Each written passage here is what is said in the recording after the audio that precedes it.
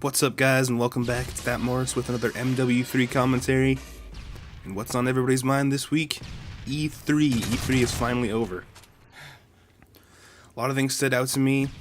A lot of new games got announced. A lot of games that had been previously radio silent for a while got shown off. Oh, nice kill. And a few things that stand out to me are Watch Dogs, Last of Us, Beyond Two Souls, and to a lesser extent, stuff like Zombie U. But also some weird stuff happened. Like, I felt all the three main press conferences, Microsoft, Nintendo, Sony, all really underwhelming. Microsoft kinda started off strong with Halo 4, which looks great, by the way, and then kinda tapered off. They started talking about that Nike stuff, which had been in the works for years. Everyone had known about it. They just hadn't officially announced yet. Ugh. So close.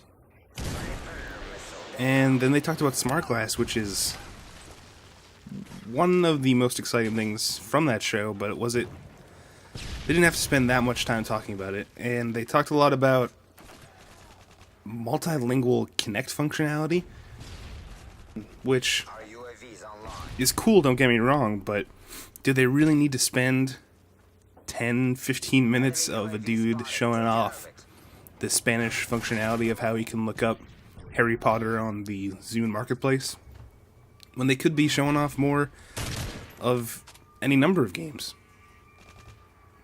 And Nintendo, I was hoping they would come out, announce a bunch of first-party games, and that happened to a really small extent. They announced Nintendo Land, which just looks like slightly souped up versions of those tech demos from last year's E3 for the Wii U. And they showed Pikmin 3, which everyone had already known about, so it really wasn't an announcement, and new Super Mario Bros. 2.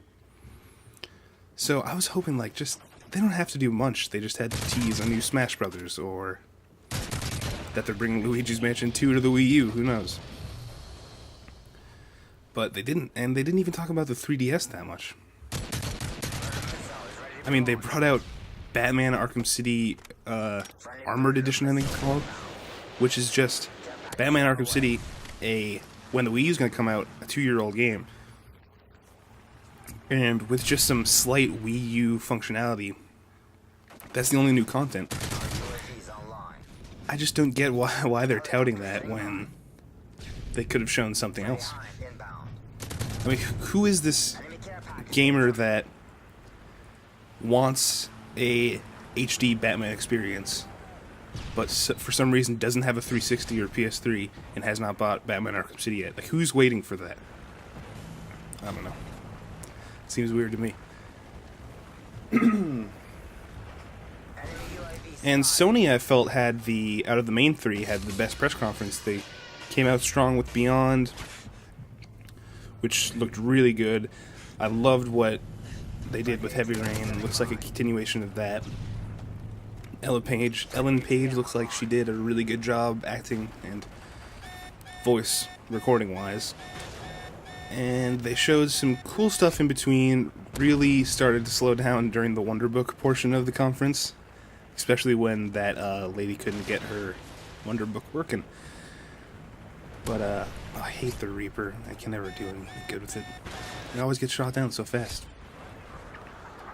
But and then they ended really strong with Last of Us, which is my personal game of show, and it really kills me that I don't have a PS3 right now, because I really want to play Last of Us. It looked awesome. In many ways, I know it was still made by Naughty Dog, who made Uncharted, but in many ways it looked like the anti-Uncharted, where it had the exploration of an Uncharted game, but where Uncharted would kind of lose me is you would explore this awesome location, and then a bunch of guys would come out and you would shoot them in the face like any other third-party game. Whereas Last of Us, the combat seems a lot more nuanced, a lot more interesting, and a lot more fun, in my opinion. I don't know. But at the Microsoft press conference, they ended strong, in my opinion, with the Black Ops 2 demo, which a lot of journalists had seen before, but it was the first time being shown live, and I heard some stuff like the dude playing it wasn't that good at the game. I mean, it is nerve-wracking being up there, so I don't really blame him. But it probably could have demoed a little bit better than it was shown. Either way, it showed off some of this awesome stuff that they were talking about, like the branching storylines. It showed where you could either rappel down and stay with the president or cover from afar with a sniper rifle. In the demo, they chose a sniper rifle, and it showed off that crazy... Oh, nice stab. I was never going to do anything good with that sniper rifle, I promise you. I'm not a good sniper. And, yeah, you could use that sniper rifle in Black Ops 2, and you could see through cover, and depending on what color the reticle was, it told you whether you could shoot through the cover to kill the dude or not. Which is really awesome, and stuff like that is really going to change how multiplayer's played. Like, almost fundamentally. If you... Right now, you kind of get a feeling just through osmosis of playing, like, oh, I can shoot through wood, I can shoot through blank, blah, blah, blah, blah. But you can't be sure all the time. And if I could get a reticle that could tell me what I can and can't shoot through, it's going to change fundamentally how I play Call of Duty. Granted, that could be just for the sniper rifle. It, in fact, probably is. But it looks like it's really going to change up how some people at least play Call of Duty, and that's good for the franchise. Well, thanks guys for watching. Tell me what you thought of all the E3 press conferences. A lot of information to get through. I know everybody couldn't watch everything. Ooh, I haven't been in a kill cam in one of my videos in a long time. Well, thanks guys for watching. Talk to y'all later.